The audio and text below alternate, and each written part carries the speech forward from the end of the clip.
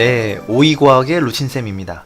이번 시간에는 이온에 대해서 말씀을 드리려고 하는데 이온을 배우시기 전에 혹시 이 원자의 구조에 대해서 정확히 알고 계시면 바로 보시고, 이걸 잘 모르신다면 24번 원자 동영상을 한번 찾아보셔서 보신 후에 이걸 보시면 좋겠습니다.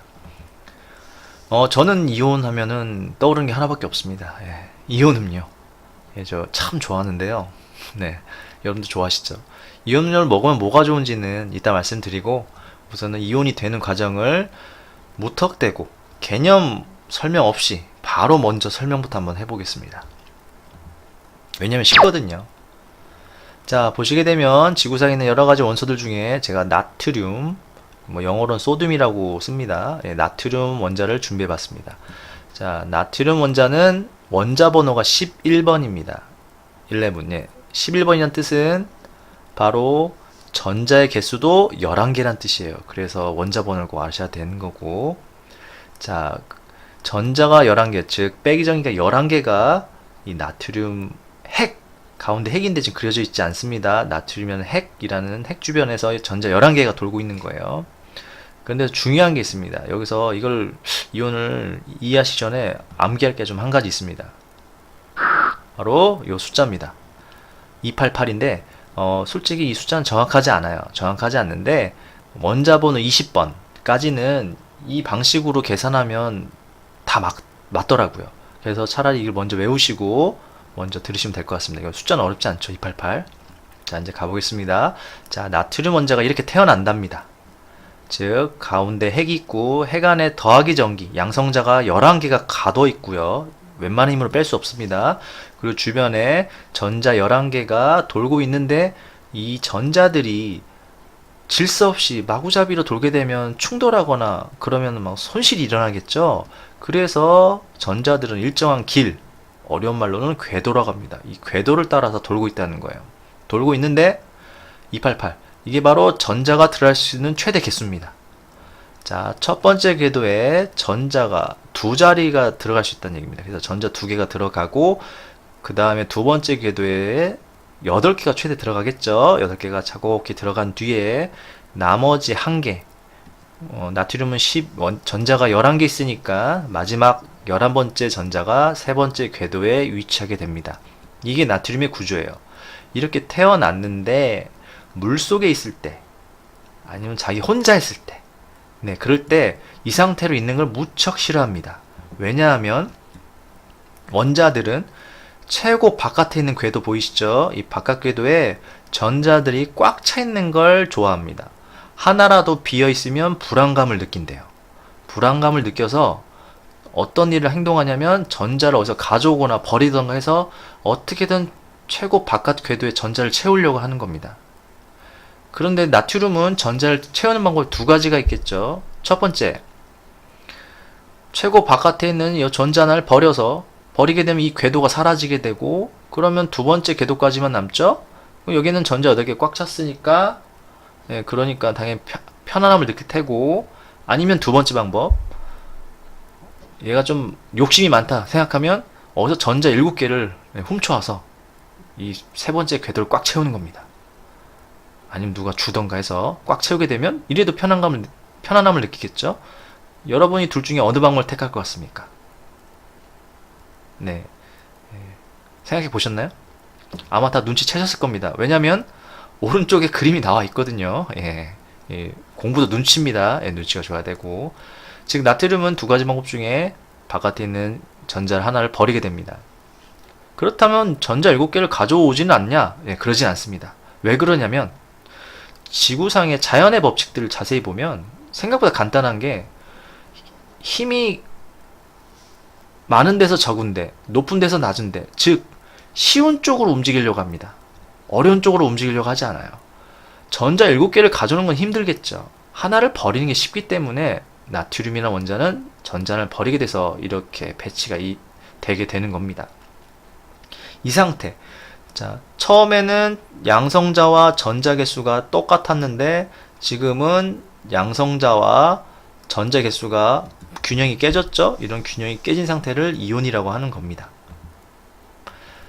자, 그렇게 되면 원자와 이온 차이를 정확히 구별할 줄 아셔야 돼요.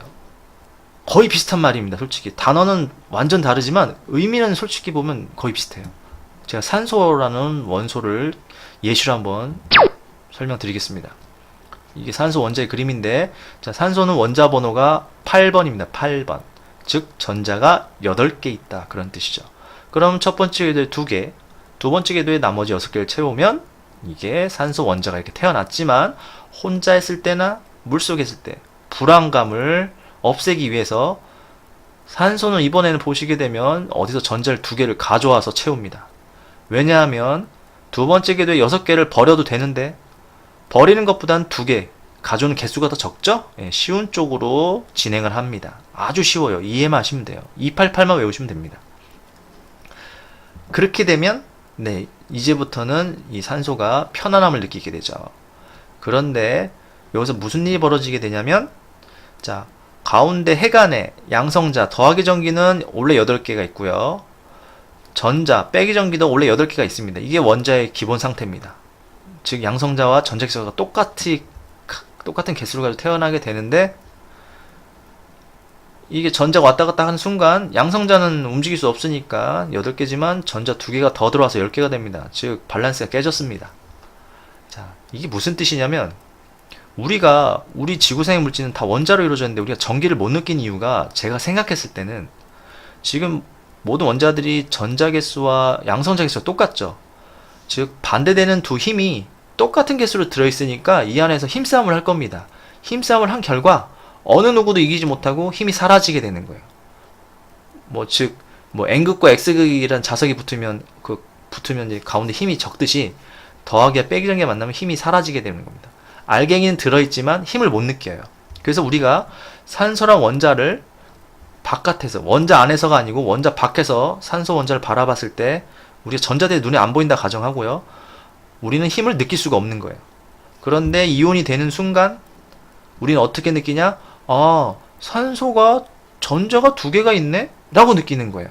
양성자하고 전자 8개는 못 느껴요. 왜? 힘이 이게 없어지게 되니까.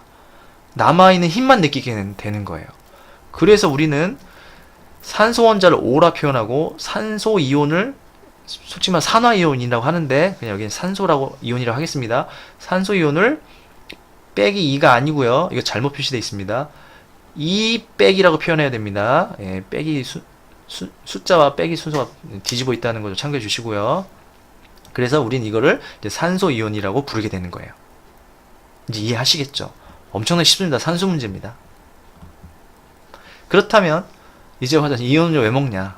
네, 왜 먹냐를 이제 말씀드리면, 저도 이번에 찾아보고 알았습니다. 역시 저도 이제 같이 배운다는 느낌으로 공부를 하는데, 외국에서 운동선수들이 심각하게 운동을 한 뒤에 체력 고갈을 보충하기 위해서 이온 음료를 개발했답니다. 몰랐습니다. 그래서 운동하고 나서 먹는 것 같아요, 지금도. 운동하고 나면 땀이 나오죠. 우리 땀 속에 이온들이 같이 빠지게 돼요. 우리 몸속에 있던 이온이 바깥으로 나와요. 그 나온 걸 보충해주기 위해서 우리는 이렇게 포 머시기 이런 이온 음료를 마시게 되면 이온을 보충할 수 있어서 몸에 좋다는 겁니다. 솔직히 많이 먹으면 안 좋아요, 설탕 때문에. 그런데 이제 운동을 급격하게 한 뒤라면 먹는 거 좋습니다. 이 전해질 뜻은 이제 물에 녹아서 전류가 통하는 물질을 전해지려고 합니다. 그런 건데 이건 중요한 게 아니고, 이 전해질은 모두 물속에 녹아서 이온이 된다는 거. 그래서 이온과 관련이 있기 때문에 간단히 말씀드렸고요. 자, 이제 개념 정리입니다. 제가 이제 보통 개념 정리를 먼저 하지만 이번에는 마지막에 했어요. 왜냐면 먼저 이해하시고 나중에 외우는 것도 좋은 방법인 것 같아서요. 우선 이온의 뜻은 전하를 띠는 입자입니다. 전하라는 뜻은 모든 전기, 모든 현상을 다 묶어서 전하라고 하는데, 이걸 쉽게 표현하면 전기적 성질을 느낄 수 있는 원자. 제가 아까 말씀드렸죠. 기본 원자는 전기적 성질을 못 느껴요. 개수가 같기 때문에, 전자와 양성자 개수가 같아서. 그래서 이렇게 이해하시면 되고요. 당연히 원자는 전기적 성질을 못 느끼는 원자죠. 그쵸? 그러니까 엄청난 차이가 아니에요. 이온과 원자는 한 끗 차이입니다. 그래서 개념이 중요한 거고, 그 다음에 이온을 계산하는데 아까 전에 제가 지금 계산하는 방법 가르쳐 드렸잖아요. 계산하는데 꼭 중요한 게 원자번을 외우셔야 돼요. 뭐 수엘립의 붕탄지산풀, 뭐 네나마 알규인, 황염 알칼칼 뭐 이렇게 외우긴 하는데 한 번 어렵지만 외워 놓으시면 좋습니다. 왜냐면 한번 외워두면 20번까지 원자들은 이온을 계산만 하면 되거든요. 외울 필요가 없어요. 제가 다시 한번 이제 예시를 들어보겠습니다. 질소라는 원자입니다. 원자 번호가 7번이고요. 그럼 첫 번째 궤도에 2개, 두 번째 궤도에 전자 5개가 들어가게 되면 빈자리가 총 8자리 중에 5자리 찼으니까 빈자리가 3자리가 남아서 얘는 전자를 가져오게 돼서 전자가 3개 더 많아지게 되는 이런 일이 벌어지게 됩니다. 이게 질소 이온이겠죠. 자, 지금 간단하게 이제 이온에 대해 말씀드렸고요. 이 정도 이해하시면 완벽히 이해하셨는데 제가 봤을 때는 우선 화학에서 뭐 하실 때 원자번을 꼭 외우셔야 돼요.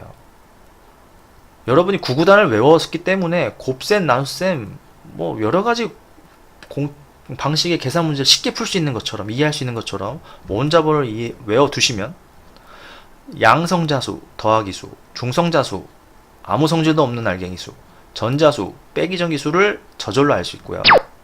번호를 알면 아까처럼 이온을 계산할 수 있습니다. 나트륨은 NA를 NA 플러스로 뭐 계산할 수 있고 그 다음에 그런 이온끼리 붙는 과정도 쉽게 이해할 수 있고요. 원소의 화학적 성질까지 이해할 수 있습니다. 원소는 지구의 모든 원소들은 기본 원자 상태에서는 반응을 안 해요. 전자가 주고 가던가 아니면은 반응할 수 있죠. 근데 지금 여기서 이제 이온에 대해서 말씀드린 겁니다. 이온들이 발생하고 나면 그 이온끼리 또 어떤 그 힘에 의해서 붙고 떨어지고 하기 때문에 화학적 성질까지 이해할 수 있습니다. 네, 이렇게 하나를 잠깐 외워두시면 나머지가 편할 수도 있다는 점. 너무 이해만 하는 것도 안 좋습니다. 골고루 해야 되겠죠? 이상으로 마치겠습니다.